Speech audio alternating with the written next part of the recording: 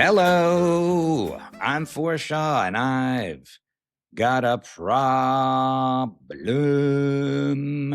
1 year. We've been doing this podcast 1 year. This is the 52nd episode.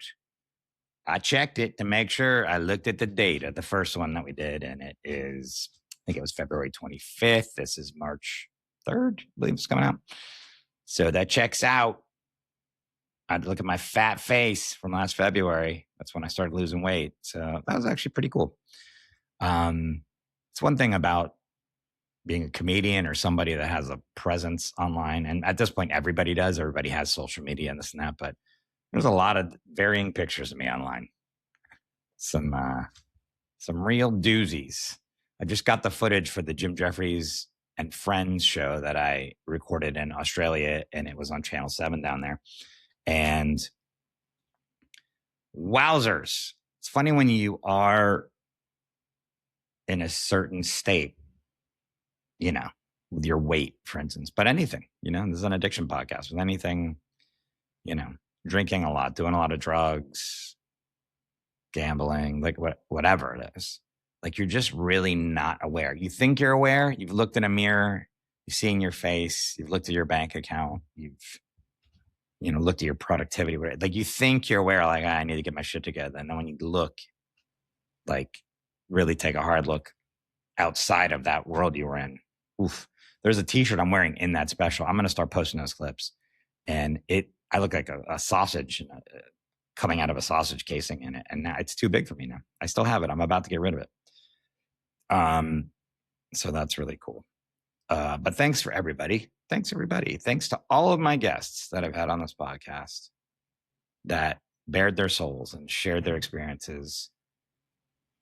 I very much appreciate all of them being on the show. And I appreciate everybody, all of you, everyone that has subscribed and listened and watched and commented and interacted and donated money. Thank you so much for that. I really appreciate you. And yeah. I'm in Melbourne. I'm in Melbourne, Australia. That's how they say it, Melbourne. But I don't say it like that. There was a city in Florida called Melbourne. And that is how I say it because I'm American. With the Comics Lounge this week, tomorrow, March 4th through the 7th. March 7th, I'll be doing the Ocean Hates You show there too. So if you're in Australia, near Melbourne, come on out. Come see the show, please.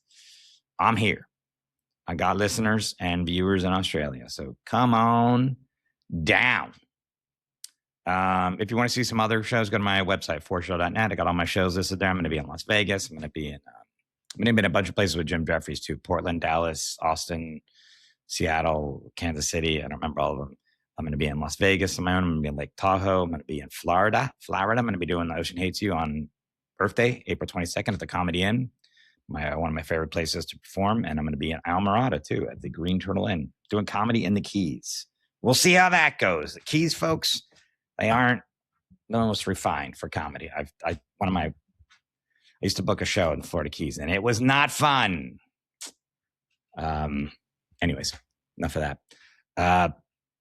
And I just wanted to say how much gratitude I have for this podcast. I started this podcast for purely selfish reasons because my addiction has been a motherfucker for me my whole life, and it's been very difficult for me to navigate properly what I should and shouldn't be doing and to stay clean.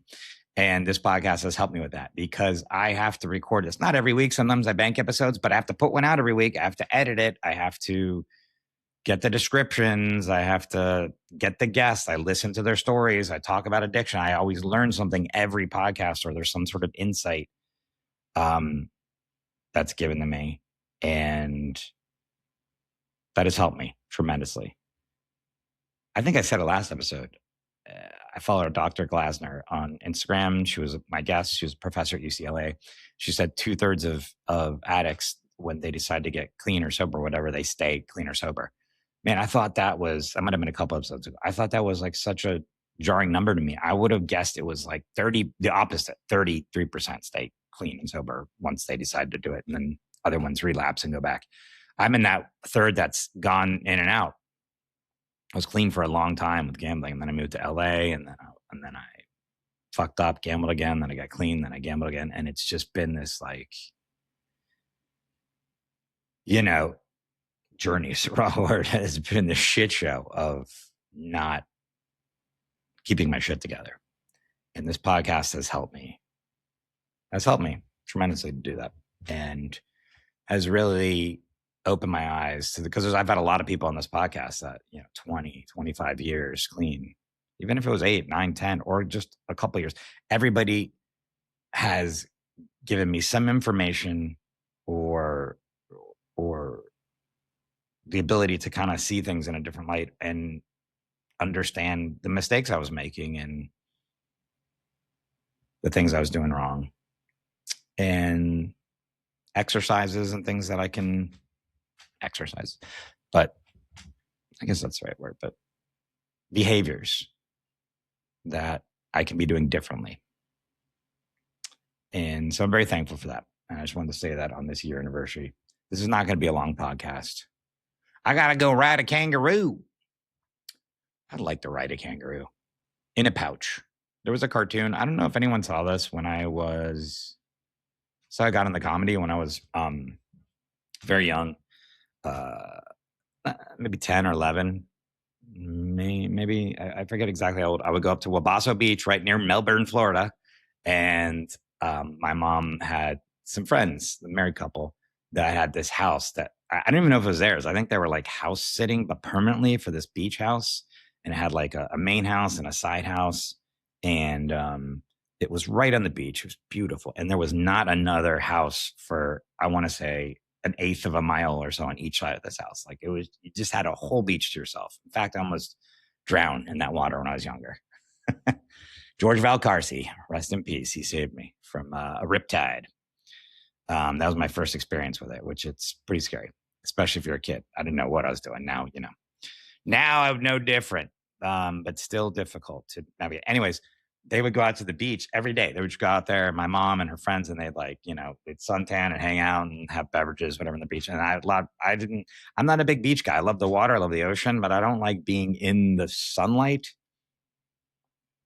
in the sand. It's disgusting. I'd rather be out on the water in a boat. So I would stay back there. And the guy that lived there, David, he owned a video store, and he had this back with VCR tapes with the shit, I was young. And to get them was, you'd have to rent them, and it got expensive and stuff. He had a store, so I could watch whatever he wanted. And also he had like really weird, interesting cartoons. He had like VCR tape with like just these old timey cartoons.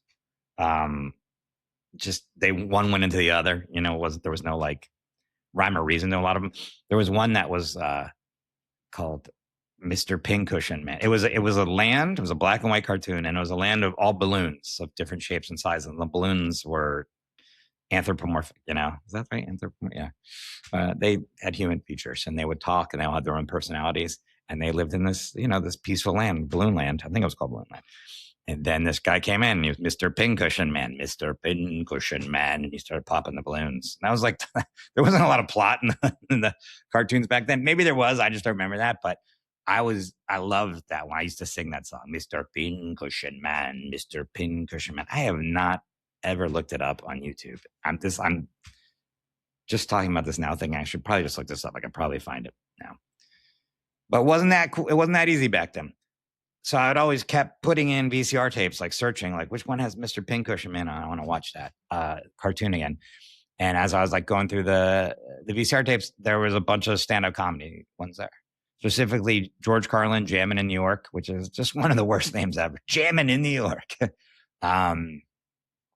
Great bits on that.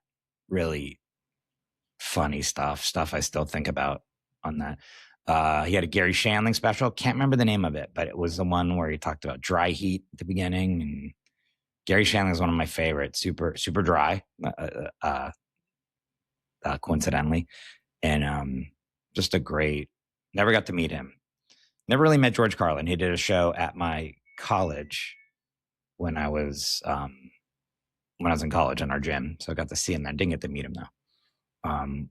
And then Eddie Murphy, Delirious was there, which again, I shouldn't have been watching any of these because it was cursed. Eddie Murphy there's no way I should have been watching at my age. I was probably 11 or 12.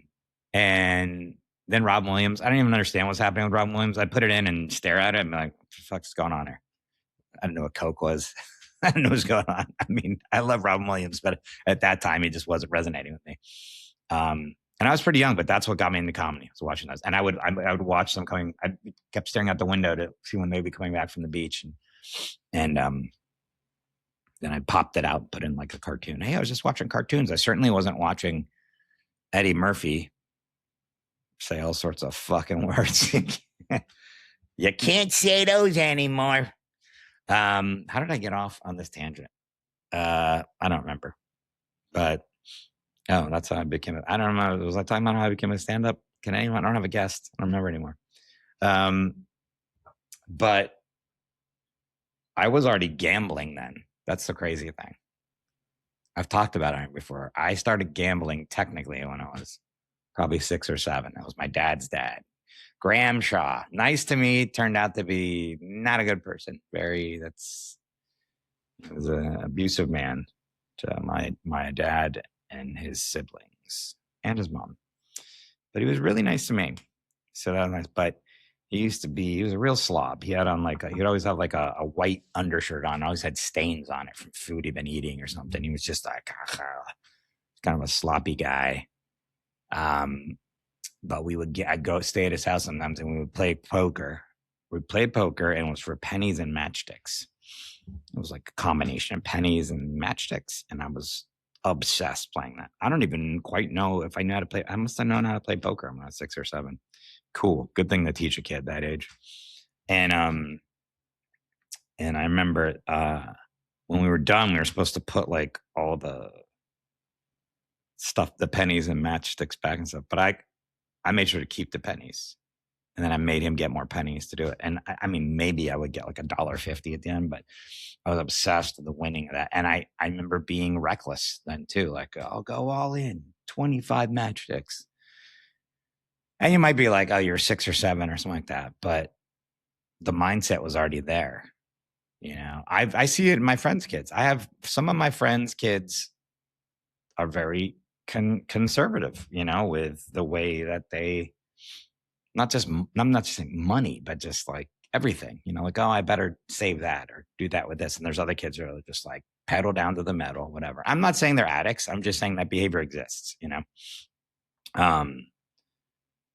My friend's son, Jaden Higgins, he was drafted into the NFL, second pick of the second round by the Houston Texans, had an amazing rookie season, probably exceeded expectations, I think, but was really good, caught a lot of touchdowns, made some big plays, stayed healthy. It's important. And his dad, I grew up with his dad. I just remember when he was younger, he was always really good with his money, very frugal, but like not in a very good way that at the time I would look at it and be like, why don't you just buy this baseball cap or these sneakers, or whatever? And he was just like, no, I'm saving this money. I'm doing this. And he passed that down to his son. So I don't know if that's genetic or if that's taught or something like that. I mean, I just muted myself.